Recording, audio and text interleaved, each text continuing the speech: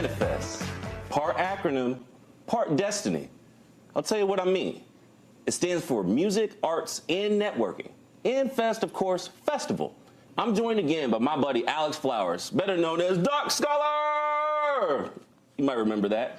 And Reverend Dr. Emmanuel Holland, who are both playing big roles in all the events that are coming up for M.A.N.iFest. Fellas, welcome to my Carolina. Absolutely. Absolutely, thank you. Thank you for having us. What does M.A.N.iFest mean to you?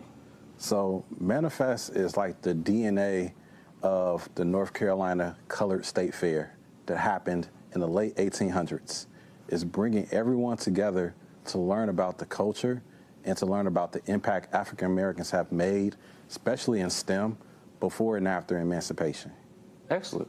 You, sir? M.A.N.iFest means to me, and I think we're kind of somewhat getting ahead of ourselves when I think about it, because I think about the play that's going to happen. Freedom to what?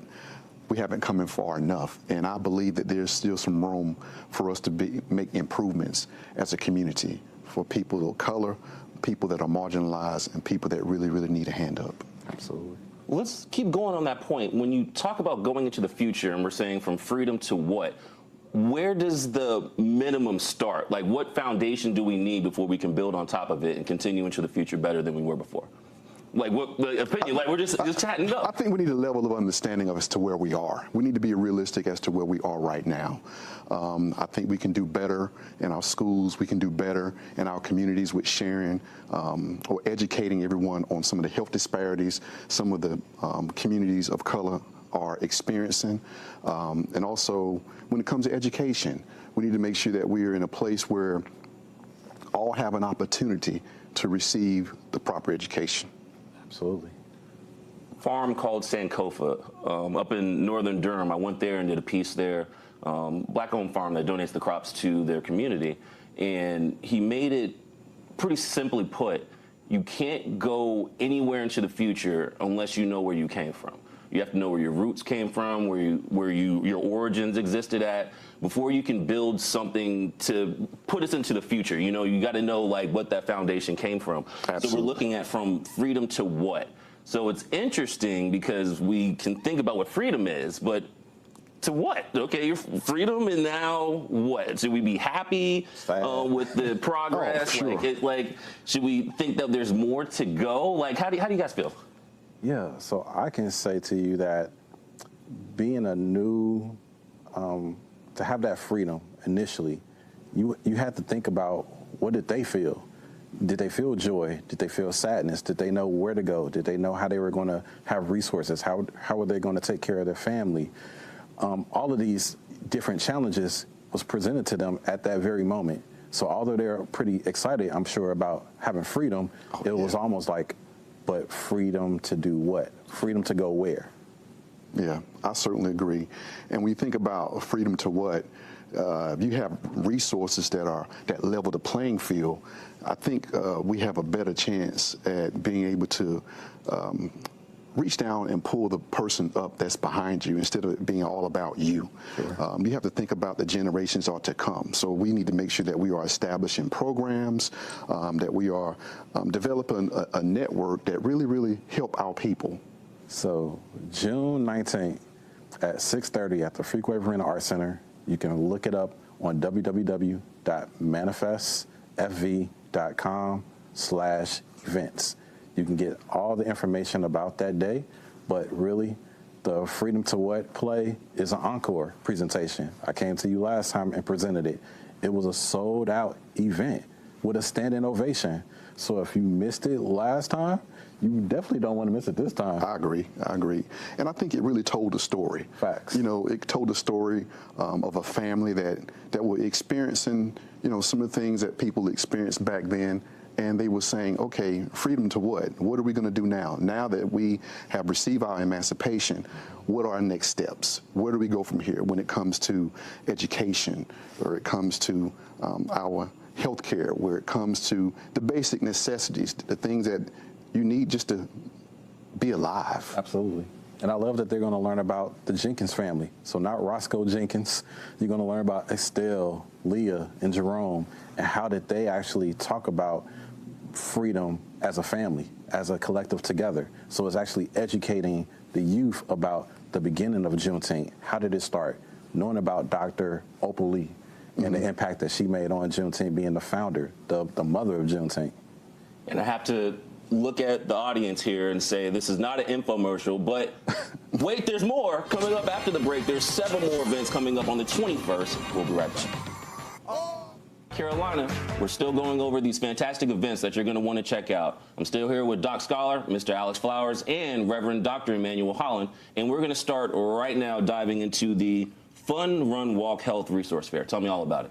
It's going to be a great event. We're going to be able to get our stretching on, our yoga and Tai Chi, right before we dive into our 2-mile walk that I'm so happy to know that the town has helped us with the route, so it's going to be a safe route. We're going to have volunteers that are going to be passing out water, snacks to make sure everybody's energized. And at the very end of that walk, we're going to have a health fair. The health fair, we're going to have multiple vendors that are out there. We're also going to have a DJ that's going to be out there hyping everybody up. Because, you know, we got to have music. Right? We got to have our music. And it's going to be just a great day. Good vibes, good people, right? That's right. And everyone's invited? Everyone's invited, all ages, not just youth, not just adults, but all ages. Excellent. So then I turn now to the Black Wall Street Generational Wealth Fair. You want to go on that? Sure, that's going to be a great day as well. We're going to have a partnership with Tribor, which is Triangle Board of Realists. They're going to be rendering seminars for Home Buying 101, what to do with Big Mama's house, because we need to know about the estate planning. Yes. Absolutely. We're also going to have financial literacy. Yes, thank you. Financial literacy for not just the adults, but we're going to have it for the youth as well. And it's going to be a great day. And so come on out. All are invited, all ages, not just adults, not just youth, but all.